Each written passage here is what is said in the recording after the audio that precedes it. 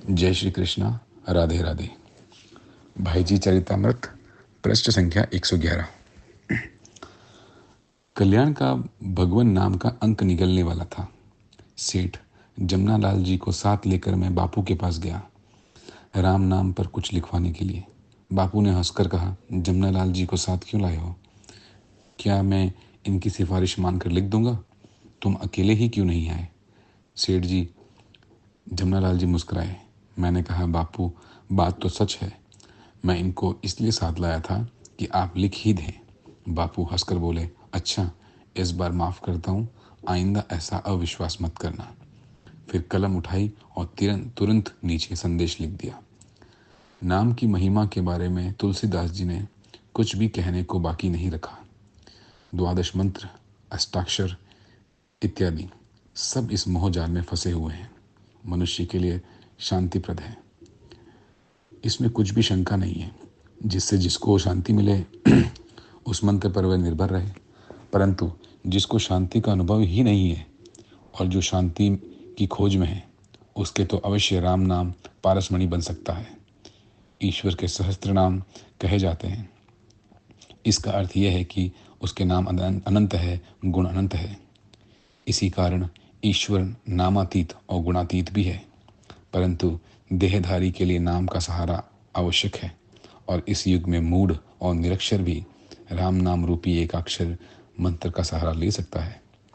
वस्तुतः राम उच्चारण की दृष्टि से एकाक्षर ही है और ओंकार में, राम में कोई फर्क नहीं है।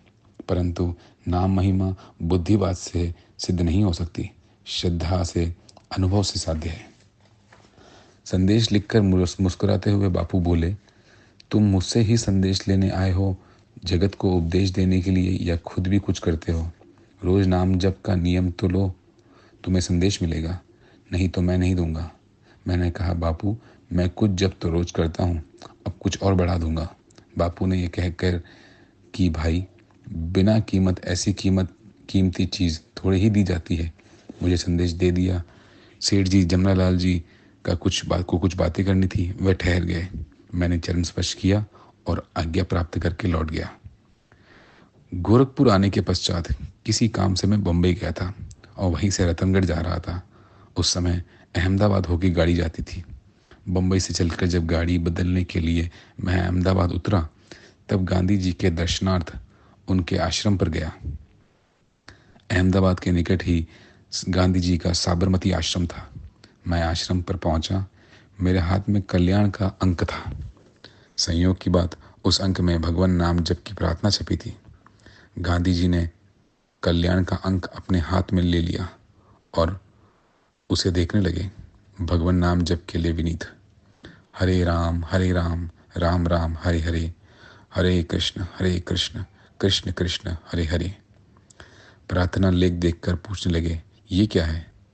मैंने बताया कि किस प्रकार भगवान के इस षोडश नाम मंत्र जप के लिए प्रतिवर्ष कल्याण में प्रार्थना प्रकाशित की जाती है, और इस प्रकार पाठक पाठिकाएं बड़े उत्साह से नाम जप करती हैं। इतना सुनते ही पूछने लगे, कितना नाम जप हो जाता है? मैंने कहा, कई करोड़ हो जाता है। इस पर वे बड़े प्रसन्न हुए और बोले, तुम बड़ा अच्छा काम करते हो। इसमें 10-15 व्यक्ति भी यदि सच्चे भाव से जप करते होंगे तो उनका उद्धार हो जाएगा। फिर बोले, देखो मैं भी नाम जप करता हूँ। और उन्होंने गोल तकिए के नीचे से तुलसी की माला निकाली और दिखाते हुए बोले, इसी के सहारे रात्रि के समय जप करता हूँ। संयोग से उनकी वो माला टूटी हुई थी और मेरी जेब में तुलसी की एक नई माला थी। मेरे मन में आया कि इनकी टूटी हुई माला की जगह नई माला बदल दूं। मैंने बापू से प्रार्थना की, बापू आपकी ये माला तो टूट गई है, इसे आप मुझे दे दीजिए और आप नई माला ले लीजिए।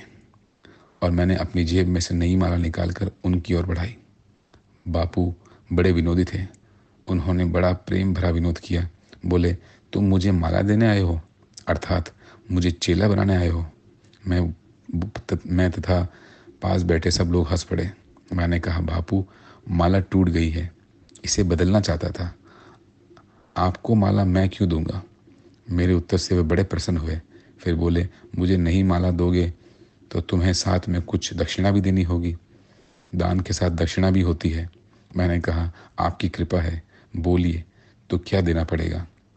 तब उन्होंने गंभीर होकर कहा, तुम अभी जितना भी नाम जप करते हो उसके सिवा एक माला जप और अधिक कर लिया करो, तब हम तुम्हारी माला लेंगे। मैंने कहा, क्या हर्ज है। बापू ने प्रसन्नता पूर्वक नई माला रख ली। उस दिन से मैं अपने जप के अतिरिक्त एक माला जप और करता था और आज तक ये नियम अक्षुण्ण रूप से निभाता चला आता हूँ। एक समय की बात है, भाई देवदास गांधी गोरखपुर जेल में कैद थे। जेल में वे बीमार हो गए, टाइफाइड हो गया था उनको। जेल अधिकारी भाई देवदास की संभाल ठीक से नहीं ना कर सके। बापू को पता चला। उन्होंने मुझे लिखा, देवदास गोरखपुर जेल में बीमार है, उनकी देखभाल, चिकित्सा आदि का सारा भार तुम पर है। बापू उस समय यरवदा जेल में थे। बापू का आदेश प्राप्त होते ही मैं भाई देवदास की सेवा में लग गया। कानूनन प्रतिदिन जेल में जाकर मिलना संभव नहीं था, पर मेरे प्रति यहाँ के अधिकारियों की सदा से ही बड़ा सद्भावना रही है। उन्होंने मुझे प्रतिदिन भाई देवदास से मिलने की अनुमति दे दी। कुछ दिनों में भाई देवदास ठीक हो गए और जेल से छोड़ दिए गए। मैं उन्हें पहुंचाने वाराणसी तक साथ गया था। मैं तार पत्र द्वारा बापू को खबर की भाई देवदास की स्थिति का परिचय दिया। बापू मेरी इस तुच्छ सेवा से इतना मुग्ध हो गए कि उन्होंने पत्र में लिखा, भाई हनुमान प्रसाद, आपका पत्र मिला और आज तार भी। देवदास के लिए चिंता नहीं करूंगा क्योंकि आप वहाँ हैं। और देवदास ने मुझको भी कहा कि आपने उससे बड़ा प्रेम किया था। डाक तार तो अच्छा है, आपके पत्र की आजकल हमेशा प्रतीक्षा करता रहूंगा। बापू के आशीर्वाद। कल्याण के साथ बापू की स्मृति जुड़ी हुई है। कल्याण में भारी विज्ञापन न छापने और पुस्तकों की समालोचना न करने का सिद्धांत उन्हीं की सम्मति से स्वीकार किया गया था, जो अब तक भगवत कृपा से चल रहा है। सिद्धांत की दृष्टि से पूज्य भाई जी ने गांधी जी के साथ भी समझौता नहीं किया। उनको वे शास्त्रीय सिद्धांत पर कितना स्पष्ट लिखते थे, ये निम्नलिखित पत्र से पता लगता है। पूज्य चरण बापू जी, श्री चरणों में सादर प्रणाम। गोरखपुर में आपके पत्र मिले थे। मैं उनका उत्तर लिखने ही वाला था कि आपके अनशन व्रत का समाचार अचानक प्राप्त हुआ। उस समय मैं काशी में था। भाई देवदास जी तथा पूज्य मालवीय जी ने इस संबंध में मिला था। इसके अनंतर मैं एक कार्यवश राजपुताना चला आया था। यहाँ से यरवदा आने का विचार था, परंतु ये सोचकर कि मैं कुछ काम तो नहीं कर सकूंगा, सिर्फ नाम के लिए जाना उचित नहीं है, मैंने विचार छोड़ दिया। यहाँ दूर बैठे बैठे जो कुछ बन सका सो किया। क्या किया सो नहीं बताऊंगा, ना बताने की ज़रूरत ही है। फिर भाई घनश्याम दास बिड़ला ने कृपापूर्वक समझौता होने और आपके व्रत पूर्ण होने की खबर की, जिससे पूरी सांत्वना मिल गई। आपने पहले पत्र में जो उपदेश लिखा सो सर्वथा सत्य है।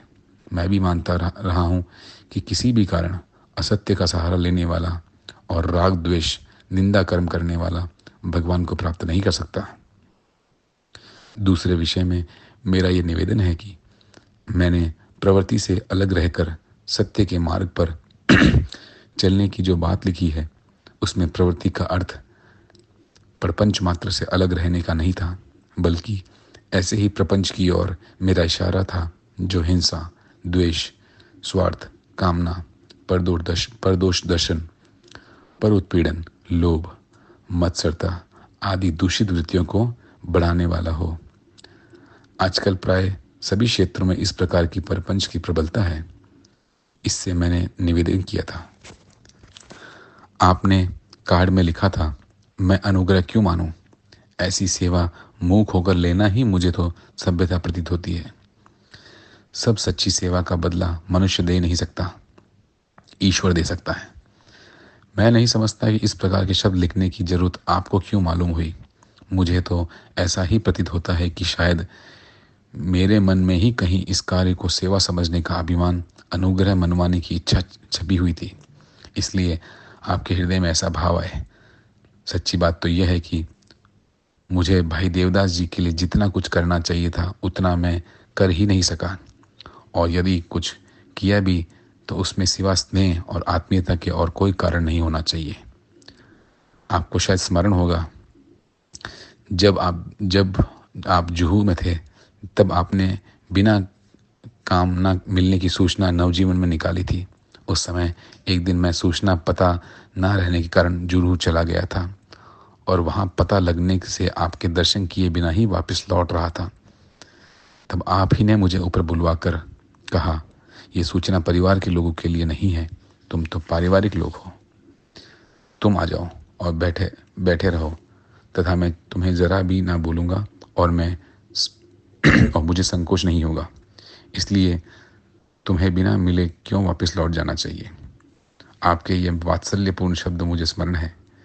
मेरा संबंध तो आपके साथ बहुत पहले से था, परंतु उस दिन तो मैं अपने आप को निज पारिवारिक एक शुद्ध परिजन मान चुका था,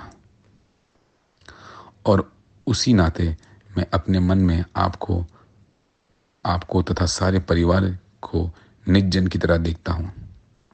इस स्थिति में यदि मैंने भाई देवदास की बीमारी में स्नेहवश उनकी देखरेख की तो इसमें ना तो किसी का पर एहसान किया है और ना कोई अनोखी बात है।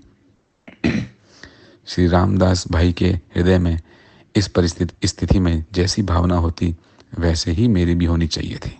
खैर, जहाँ तक सत्य मुझे साक्षी देता है, आपका स्वास्थ्य अब अच्छा होगा। कृपा कर दिनचर्या तथा खान पीन की व्यवस्था लिखवाएं।